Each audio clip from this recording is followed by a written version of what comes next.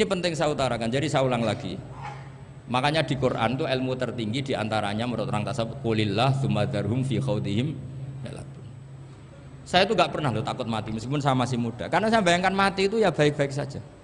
Ketika saya hidup ya gak tahu cara ngelola nyawa saya, kenapa kok gak pergi. Kamu tahu caranya ngelola nyawa kamu, kok gak mati sekarang? Gak tahu kan? Tahu-tahu masih hidup kan? Tahu-tahu diutang semacam-macam lah. Sebetulnya kita zaman hidup pun gak tahu cara ngelola nyawa kita, cara kerja jantung kita, cara kerja paru-paru kita. Nanti setelah kita mati pun tidak tahu caranya hidup ketika kita. Tapi anehnya kita, mosok manusia sudah dilemah iso hidup lagi. Memangnya kita sekarang bisa hidup karena kita tahu-tahu ya hidup. Ditekdir anak yang melarat, pesek, elek. Orang lain ditekdir anak Kiai, Gus, Mulyo. Kita kan tidak pernah bisa milih bapak ya ora iso. Ngerti-ngerti anak Karmen, anak Karlan itu sudah gak tahu.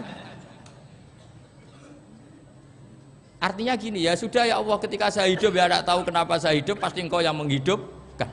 Ketika saya mati juga gak tahu kenapa saya mati, pasti Engkau yang menghidupkan dan mematikan. Maka saya akan baik-baik saja di akhirat, karena ketika di dunia Tuhannya yang Engkau, ketika di akhirat Tuhannya, dan sifat Engkau tidak akan rubah, tetap Arhamur Rahimin.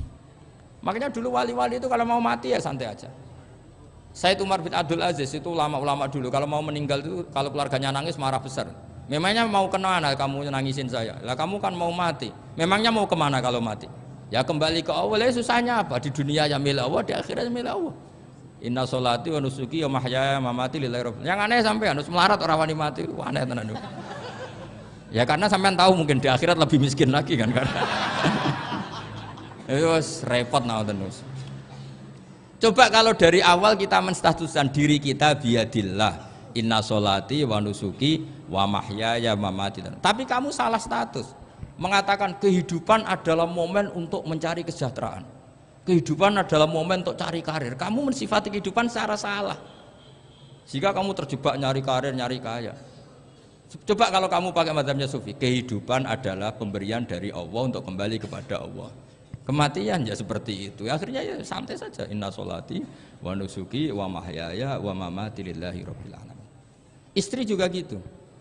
Saya itu tidak sombong, saya itu mulai nikah sampai sekarang itu hampir gak pernah tukaran sama istri. Sama istri saya itu sering bilang gini, Gus kali-kali kalau saya ngamuk itu diwales, dilawan.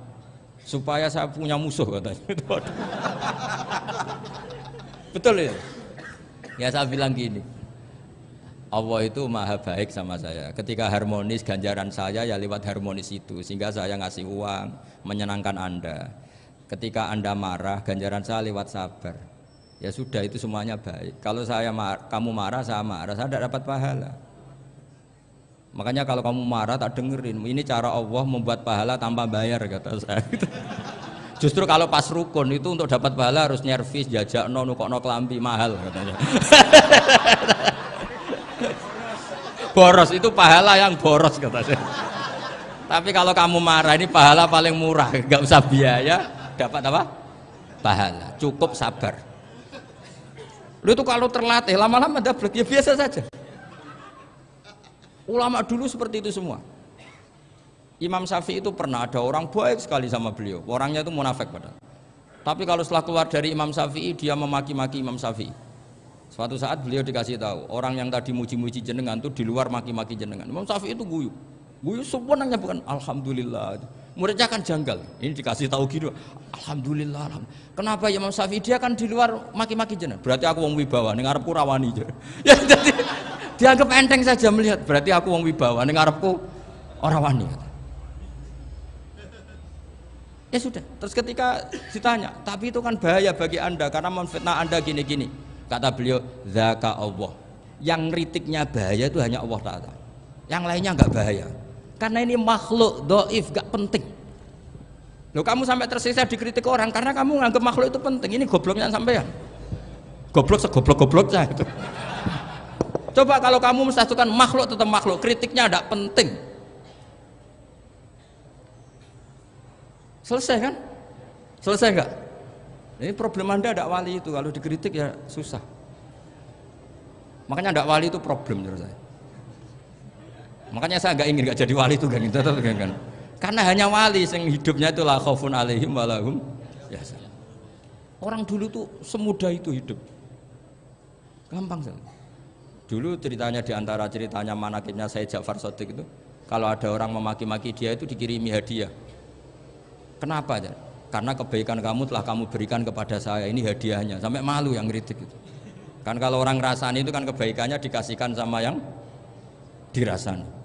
Lah kamu kan ngajinya seperti itu, tapi dirasani kok susah. Harusnya kan kasih aja, ditransferi saja. Alhamdulillah.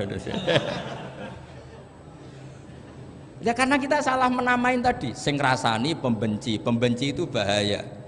Sehingga kamu mereaksi secara serius. Coba kalau kamu pakai hukumnya Allah dan Rasul, pembenci itu pemberi kebaikan. Istri marah adalah pemberi kebaikan. Ada yang berani mulai meraktekan? Latih begitu terus, insya Allah nanti hidup kamu barokah. Itu disebut wa'allama adamal asma.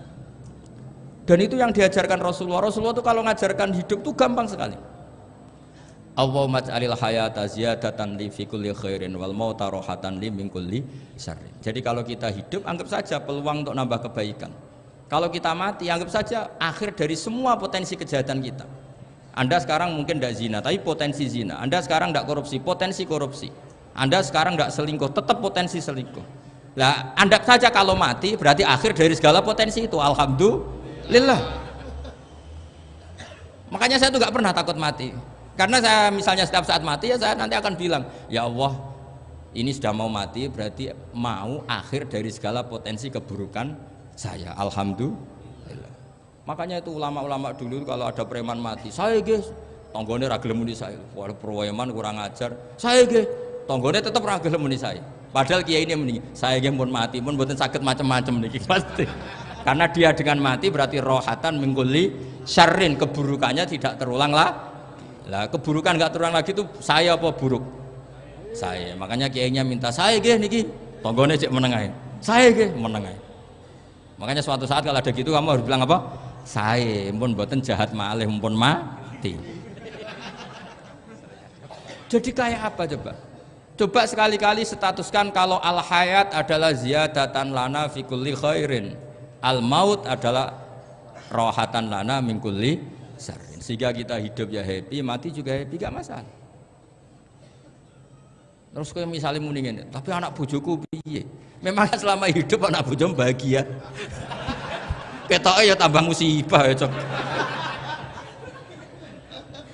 Malah sombong lagi kamu, seakan-akan kamu Tuhan yang bisa mensejahterakan manusia.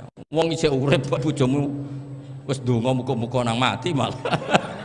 Karena gak jelas. Ya, ini penting, ini saya utarakan. Jadi ini saya cicil juz 1 wa 'allama adamal asma. Makanya kata Rasulullah, ala ta'jabuna kaifa yusrifu wa annisat ma quraisin wa dhamma. Ini penting, nama itu penting. Karena sekali nama ini salah, coba misalnya orang sepakat darani Fir'aun itu wujida ba'da alam yakun. Fir'aun itu ada yang dulu-dulunya tidak ada. Hal ata alal insani hinum minad dahri lam yakun syai'am madhkur. Coba kalau kamu melihat sekarang kamu hidup itu apa? Untuk sujud. Sujud itu murah, gampang. Untuk mengenal Allah. Allah itu gampang kita kenal karena Allah itu adzaru minadz dzahir. Adzaru dzahir itu Allah, zat yang begitu jelas. Lah mati itu mau apa? Ya menuju Allah. Hidup menyaksikan Allah, mati menyaksikan Allah, itu nyaman. Yang menjadi tidak nyaman karena kamu salah bikin status. Hidup untuk menggapai cita-cita, untuk sukses. Wong komo yo muni ngono, lonte yo muni ngono, copet yo muni ngono. Rumangsamu sing men bahagia aku kuwi ya tok. Rumangsamu sing men duwe akeh kuwi tok. Coba copet kamu tanya, kenapa kamu nyopet? Ingin punya uang banyak. Terus kiai tak kok sering dakwah kena opo? Repot to. Nak jawabe ngono maksudnya. Tapi nak jawabe dakwah nyebarno Islam, aku ora dibayar apa-apa. Waras berarti, napa? Ini penting saya utarakan, makanya saya itu mau ngajar itu diantaranya itu. Al ismu ya dulu ala musamma. Maka itu hebatnya Quran. Quran itu ketika menjamakkan kata ilah itu diulang. Qul law kana ma'ahu alihatun kama yaqulun, kata Allah. Karena lafadz ilah itu nggak boleh dijamakkan. Itu jamak kriminal ya. Loh kok tidak kriminal gimana coba? Kalau Zaidun itu satu, boleh nggak kamu mengatakan ja'a Zaidani? Nggak boleh kan? Kalau Zaidun satu, boleh nggak kamu mengatakan ja'a Zaiduna? Nggak boleh kan? Sama ilah itu satu apa dua? Satu. Boleh nggak kamu katakan ilahani, dua Tuhan? Enggak boleh. Makanya Allah kalau mengatakan alihah itu kullau kana ma'ahu alihah, andekan, lau itu andekan. Itu aja masih ditututi kama yakulun, sebagaimana mereka katakan. Karena lafadz ilah itu tidak pernah punya jama' alihah. Makanya Allah mengatakan kullau kana ma'ahu alihah, masih ditambahi kama yakulun, tapi itu kata mereka kira-kira gitu. Maka kenangan saya sama Mbak Turehan, saya ini masih pernah cucu sama Mbak Turehan karena saya mbah saya kandung namanya Fatimah, itu abahnya itu orang sini, Fakhriyas itu. Ibunya itu orang Kudus, makanya saya ini ya turunan Kudus, turunan Tasem. Itu kalau Mbak Turehan, kalau hari kematian Yesus, itu kan ditulis hari wafatnya Yesus. Mbak Turehan kan tentu meyakini Yesus itu Isa itu tidak mati tapi makanya di kalender Kudus sampai lihat itu kan matinya Sibah Isa kan ada dalam kurung Sibah Isa, jadi yang mati itu Sibah Isa. Karena kalau yang mati Isa kan menyalahi Quran wa ma qataluhu wa ma sholabuhu walakin subyalah, maka ditulis kematian Sibah Isa. Hanya Almanak Kudus, yang lainnya enggak karena sudah ikut bahasa nasional. Saya pernah agak bantah dulu, saya masih muda. Ditulis gini saja, kematian Yesus dalam kurung katanya. Jadi ono-ono aja. Karena saya ini teori Quran itu kalau ada bahasa salah itu diulang. Kullau kana ma'ahu alihatun kama yaqulu. Karena enggak benar, jama' alihah itu enggak benar. Bagaimana mungkin sesuatu yang satu dijamakkan? Coba kamu bisa mengatakan zaituna karena zaitnya banyak. Kamu punya tamu rojulun, kalau orang banyak rijalun. Kamu melihat satu masjid, masjidun, kalau masjid banyak masajid. Masalahnya Tuhan itu enggak pernah banyak, mau satu. Makanya itu hebatnya kamus-kamus yang dikarang orang alim. Tasniahnya ilahun itu lam yujad katanya. Tapi wajaduhu wasamauhu. Tasniah ini enggak ada secara hakikat, tapi mereka ada yang menjamakkan, yaitu mereka-mereka yang salah. Makanya tadi dalam ilmu mantek kesalahan itu tidak pernah ada, yang ada adalah orang yang salah. Paham? Jadi kesalahan itu tidak pernah ada, yang ada adalah orang yang satu tambah satu pasti dua, nggak mungkin empat nggak ada, lima nggak ada, tapi orang jawab salah banyak. Nah, itu namanya ilmu ya, makanya yang namanya ismu itu mesti ya dulu ala musamma. Andai kan orang mengatakan Lata Uzza, ini batu yang dipahat oleh si A, dulu pesennya di Muntilan, batunya dari Mojokerto, dulu pas bikin tangannya protol terus disemen, dilakban. Bisa nggak jadi Tuhan kalau dengan status seperti itu? Fir'aun misalnya, dulu nggak ada, lahir ngompolan, tahu ret-reten, ciliknya malah tahu tipes.